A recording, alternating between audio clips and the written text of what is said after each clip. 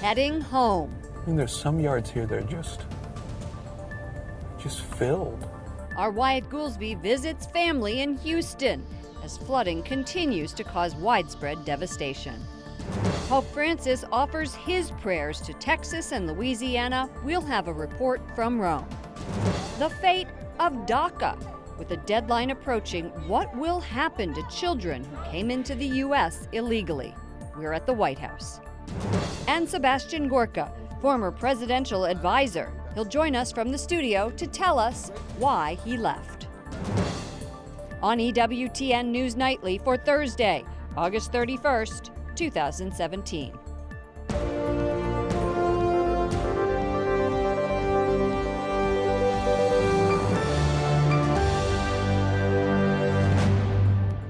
We know that you will lift us up. In your name we pray. Amen. Second Lady of the United States, Karen Pence, leads a group in prayer, and the Vice President helps clean up the damage left by Hurricane Harvey. Thank you for joining us. For News from a Catholic Perspective, I'm Lauren Ashburn. Catastrophic flooding continues in the Southeast as rescue teams are racing against the clock to get people in desperate need of help. At least 39 lives have been lost. That number is expected to rise. Ladies and gentlemen, welcome to Texas, the Vice President of the United States of America, Mike Pence. Vice President Mike Pence visits the storm-ravaged region today, stopping in and around Corpus Christi. We're here today. President Trump will be back in Texas with the First Lady on Saturday, and we promise you, we're going to stay with you every step. It comes as the deadly aftermath of Harvey continues to cause widespread devastation. The military, part of the rescue effort, airlifting families to safety above floodwaters. More help is on the way. 2 naval ships carrying nearly 700 Marines and water purification systems plan to help the state and local citizen crews. Helping people in need in their greatest moment of need. When you're most vulnerable, it's nice to know that somebody's actually going to come out there and help you. In Houston, thousands spent the night in shelters, but many are still in need of rescue. They said water was rising, time to go, so that's what we did. In Crosby, just outside of Houston, chemicals flooded out of a plant thanks to flooding. Fires and 2 explosions rocked the area. Officials insist the community is not in danger. Many Texans feel blessed the floodwaters are receding quickly from homes, churches, and neighborhoods. And that includes family and friends of our correspondent Wyatt Goolsbee. He's been following the recovery efforts this week in Houston, where he was born and raised. He's been traveling around his neighborhood today, and there he is. He joins us with a look at the damage. Good evening, Wyatt. Good evening, Lauren. As thankful as family and friends are, everyone readily admits there's still lots of work to do here in this Houston neighborhood near where I grew up. There has been lots of damage, people unloading their homes with all of the damaged flood items. We've seen everything from couches to chairs to mattresses all along the sidewalk to be thrown out. And while I was here in my hometown, I wanted to stop by my parents' house as well as the Catholic parish where I grew up in order to see the damage there as well. This is the street where I grew up. And it actually looks okay. This could have been much worse. You know, I was talking to my parents about it, and this whole street was like a lake for at least several days. I didn't know what to expect when I arrived at the Catholic school I attended from kindergarten through 8th grade. I was, however, pleasantly surprised by the number of teachers, parents, and former students who volunteered to help clean up. Monsignor Bill Young, the parish's pastor, says as soon as the floodwaters receded, volunteers sprang into action, moving all the desks and school supplies out from the classrooms. Great people here, just filled with gratitude. And it could have been so much worse. So much worse. So I look at some of the other churches and, oh my goodness, that could have been us. In the neighborhoods around the church, the cleanup continues. John McCon, a longtime family friend and churchgoer, showed me his garage and car, which were completely flooded. But you can see the water line on the garage right there. Wait, look at the cedar chest, that cedar closet. Oh, there it is. Yes. Yeah. We've lost a ton of pictures that we had neatly packed, and those books are gone. There's still stuff on those shelves, mementos. It's amazing. Right across the street, they were taking the sheetrock out immediately. We got so much stuff, we got to get all the stuff out before we take the sheetrock out. But yeah, we were working in the rain yesterday. It was still raining yesterday when we started cleaning this up. And of course, we are getting a break here in the rain as people clean out their homes. It's been 91 degrees here, very sunny in Houston, so it's been a welcome break as people try to clean up this mess. They have to keep in mind, though, there are scavengers in and around the area, especially on a day like this, people who will try to sneak into unlocked doors and take what people have still inside their homes as well. Lauren? I don't understand people like that. What's it like to be back home? Well, I'll be honest with you, Lauren, it's tough at first just being able to walk around neighborhoods like this and to see all of what people have lost in their homes and things like that. The good news is, though, in talking to people, you really see the outpouring of support from Houstonians and Texans across the state, people who want to help others. And when I was talking with Monsignor Bill about that, he said, now, if we can only get that neighborly mentality every day, we'd be that step closer to heaven. Lauren? Correspondent Wyatt Goolsby in his hometown of Houston. Thank you, Wyatt. With a fast approaching deadline, President Donald Trump remains torn about the fate of more than 800,000 young immigrants who were brought into the country illegally as children. We know them as dreamers. Correspondent Mark Irons reports from the White House on the future of DACA. Good evening, Mark. Good evening, Lauren. DACA is the Deferred Action for Childhood Arrivals program. The Obama administration began it in 2012 as a way to protect young immigrants from deportation, giving them the ability to legally work in the U.S. with a renewable 2-year permit. Stay or go? That's been the question on thousands of immigrants' minds as the administration struggles to make a painful decision. DACA is a very, very difficult subject for me. We are going to deal with DACA with heart. That was the president in February. On the campaign trail, Trump slammed the program, calling DACA a legal amnesty. Good afternoon. Press Secretary Sarah Huckabee Sanders says DACA is under a very lengthy review process. America's top cop, Attorney General Jeff Sessions, called the program unconstitutional. Republican state lawmakers threatened to challenge DACA in court if the Trump administration did not start dismantling it by September 5th. That effort has been led by Texas Attorney General Ken Paxton, who is also fighting to uphold a Texas bill that would ban sanctuary cities, safe havens for undocumented immigrants, saying the bill enforces immigration law and helps prevent dangerous criminals from being released into Texas communities. Last night, a federal judge temporarily blocked most of that bill. As the debate over the fate of sanctuary cities and DACA continues, most dreamers say they deserve to stay. If my DACA is revoked, I will be thrown into the deportation line. Taking this away is pretty much taking our dreams away and turning them into nightmares. And the executive director of the Catholic Legal Immigration Network agrees with them, saying DACA helps the most vulnerable. This is all about the human dignity of each person founded in God's image. It's vital that we be a voice for those 800,000 individuals. Gene Atkinson, who we spoke with there, signed a letter along with the U.S. Conference of Catholic Bishops and Catholic Charities. It asked the president to demonstrate generosity and compassion by keeping DACA. She said the White House replied to say the administration sees this as a challenging issue. Lauren. When do we expect action from President Trump? Reporters peppered White House Press Secretary Sarah Sanders with questions about DACA today. Activists on both sides of the issue, as well as some people close to the White House, strongly expect the president to move to dismantle the program by tomorrow. But Sanders would not confirm or deny that today. Correspondent Mark Irons reporting from the White House. Thank you, Mark. Tomorrow on EWTN News Nightly, we'll talk to John Garvey, the president of Catholic University of America. He'll have more on the church's response to the possible repeal of DACA.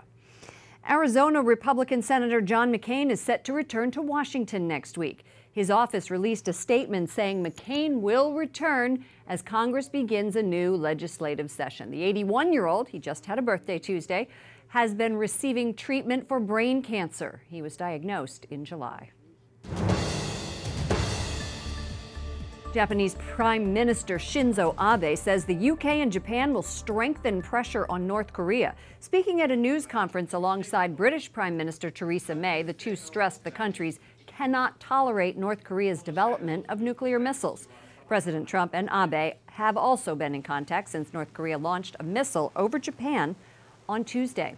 The Prime Minister of Iraq declares Tal Afar has been completely liberated from ISIS. The northwestern town of Tal Afar was the final stronghold of ISIS. Troops have been fighting there for weeks. The Prime Minister warned ISIS fighters have no choice but to die or surrender.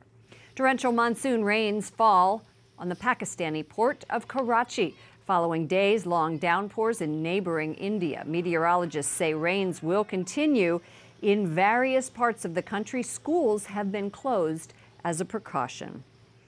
Back to Texas's Hurricane Harvey and the Holy Father's response. This morning, Cardinal Pietro Parolin sent a telegram on the Pope's behalf to Cardinal DiNardo of the Archdiocese of Galveston-Houston.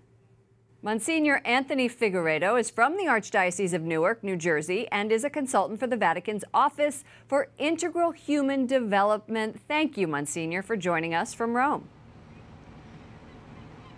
It's a pleasure. Wonderful to be with you, Lauren. Monsignor, what was the Pope's message to the people of Texas and Louisiana?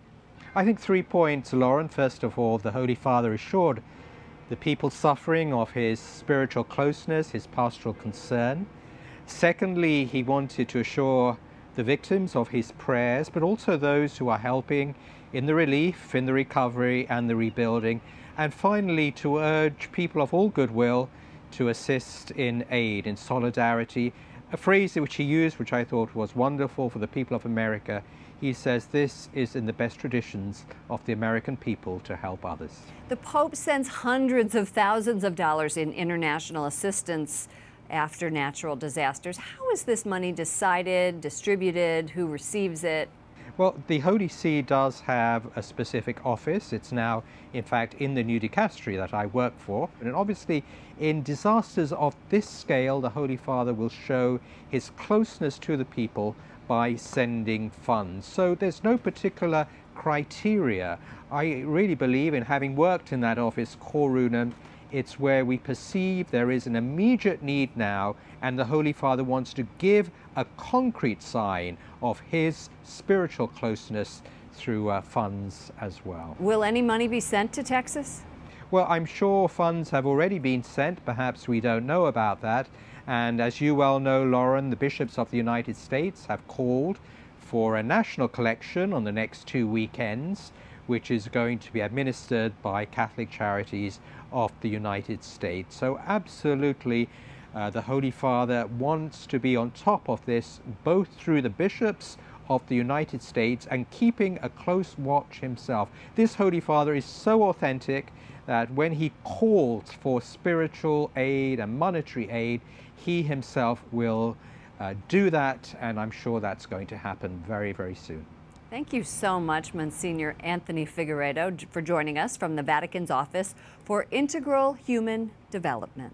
Lauren, it's been wonderful to be with you. We are very close to all those suffering in Houston, and greetings and prayers from Rome to you and all those people. Also today, Pope Francis met with a delegation of Jewish leaders at the Vatican. The meeting focused on interfaith relations between Jews and Catholics. The Pope offered his best wishes for the Jewish New Year, which begins in a few weeks. Coming up, evangelical leaders released a Nashville statement. We'll break down what it is and how Catholics are responding. Plus, a member of the President's Faith Advisory Board, Bishop Harry Jackson, joins us to discuss his criticism of the 1,000 Ministers March earlier this week in Washington. No justice, no peace!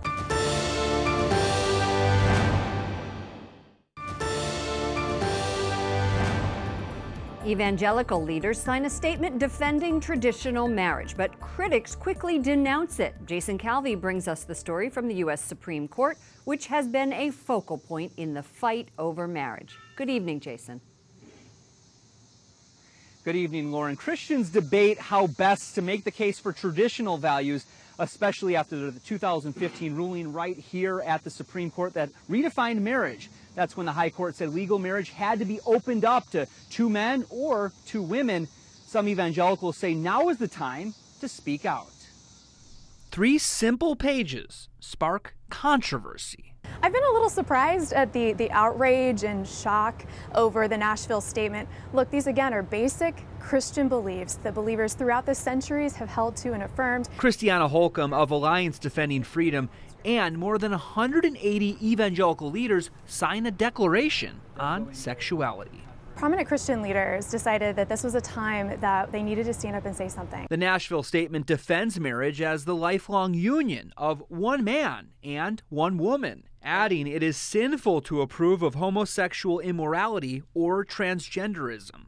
But the document offers hope, saying all who repent and believe in Jesus can have forgiveness of sins and eternal life. It's important for such a time as this, when we've got a culture that's really lost its way, is confused about the basics of human identity and autonomy, and we just wanted to point back to what the scriptures teach about how we can glorify God and flourish as individuals. Evangelicals released their Nashville statement after a conference in the city, but critics condemned it. Nashville's mayor, Megan Barry, tweets, the so-called Nashville statement is poorly named and does not represent the inclusive values of the city and people of Nashville. And a major gay rights group claims there's nothing Christian about this Nashville statement. It's not all that courageous to condemn the Nashville statement at our moment in our culture, in which everyone flies rainbow flags. Catholic scholar Chad Pecknold calls the document courageous, but he says it would have benefited from Catholic wisdom by grounding it in philosophy, tradition, and the Catholic Church's teaching authority. Catholics need to be the grown-ups in the room who are the ones who make the rational arguments, who hear the objections dispassionately and clearly and refute them.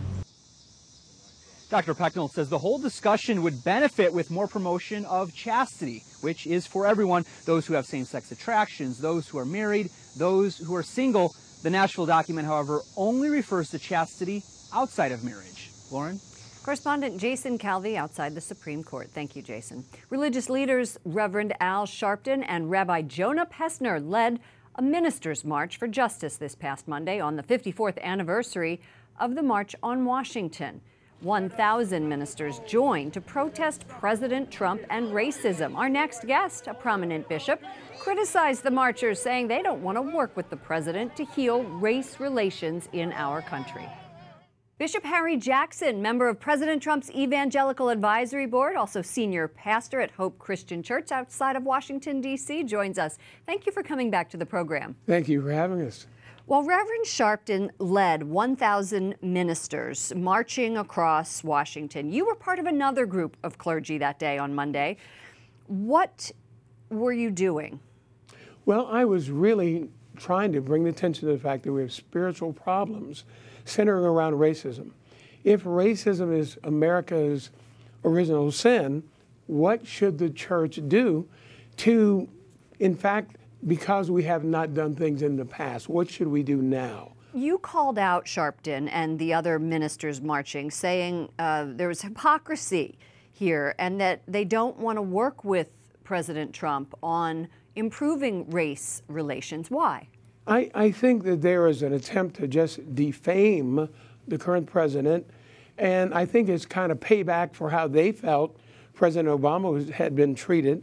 But the reality is our problems are so big, the church must unify and then be very specific in how we can lead the way to change our communities. So my calling him out was, hey, you protest, you got problems, you complain, but what are you doing tangibly to change things? President Trump's comments after the violence in Charlottesville caused a lot of negative reaction, disbanding ultimately the business advisory boards. But only one evangelical leader left this board. So your faith advisory board. So how do you think the board can help? And why didn't more leaders leave? Well, I think many didn't leave because they say he's just started. Behind the scenes, I think a lot of our recommendations are being put into practice. And there are things that are going to come forth, like criminal justice reform, jobs in the urban areas, things of this nature. And so they have hope and confidence that we can really affect a change. Also, the anti-abortion stand that he has been so strong on, for many of us, is a huge issue. It certainly is for me. And so we believe He's just started. Why just go all negative right now? Bishop Harry Jackson, member of President Trump's Evangelical Advisory Board, thank you so much for joining us. Thank you for having me.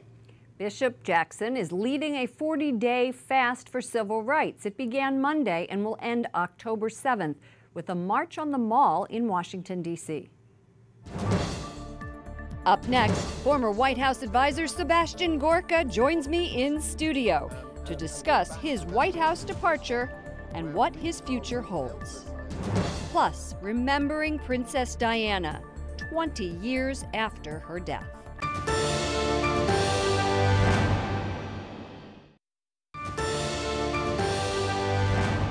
His was a high-profile departure from the White House. Deputy Assistant to the President, Sebastian Gorka, resigned or was asked to resign on Friday night. Now he seems to be seizing the role of outside critic, and he is here. Sebastian Gorka, thank you for joining us. Welcome to the program. Again. Thank you. So, did you resign, or were you asked to resign? No, I did resign. I indicated after the speech made by the President on Afghanistan that I requested an appointment with Chief of Staff Kelly, General Kelly. On Friday, we spoke on the phone. I was on vacation, and I said to him, I am resigning effective today, and I emailed him a confirmation on Friday. Why? For the key reason that myself and others, Steve Bannon included, were part of the original MAGA Express, the Make America Great Again movement that brought Donald Trump to the White House. And in the last 8 months, we've seen key elements of that MAGA platform be undermined or key individuals boxed out of the policy process. I was a deputy assistant to the president, but I reported to Steve Bannon. He resigned 2 weeks ago. After that point, it became clear that I'd have to rethink my future. And when the president gave a speech in which the phrase radical Islamic terrorism was completely dropped, I realized that I can best serve him on the outside of the People's House. Why did you write such a stinging resignation letter to a president you had served? You say the individuals who most embodied and represented the policies that will make America great again have been internally countered, systematically removed, or undermined in recent months. And you go on to say, it's clear to me that forces that do not support the MAGA promise are for now ascendant within the White House. Very simple. Because I believe in the truth. That's why. I had to write those things. I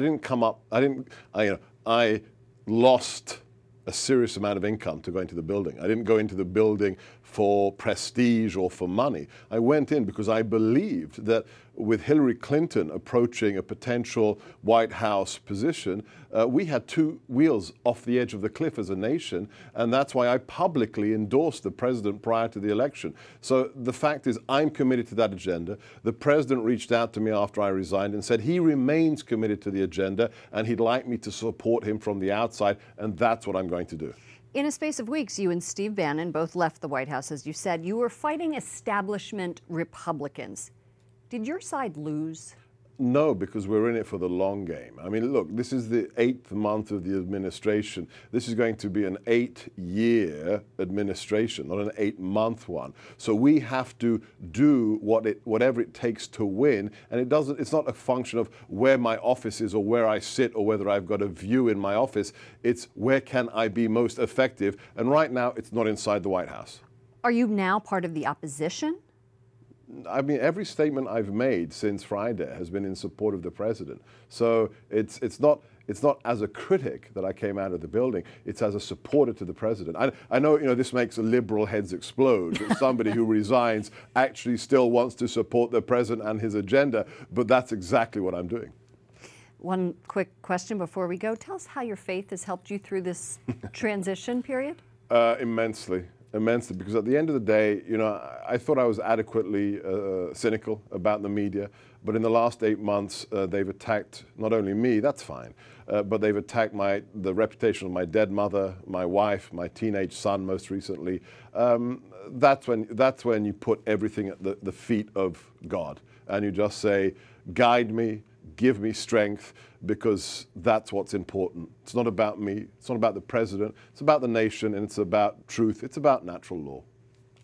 Very good. Thank you so much, Sebastian Gorka, former deputy assistant to the president, author of the New York Times best-selling book, Defeating Jihad.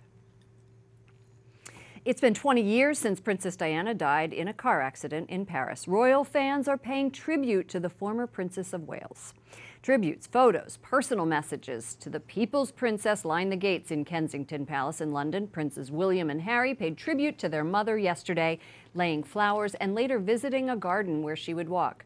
Diana died on August 31st, 1997, triggering a flood of public grief. And finally tonight, just a reminder of a few Catholic organizations raising money to help those recover from Hurricane Harvey.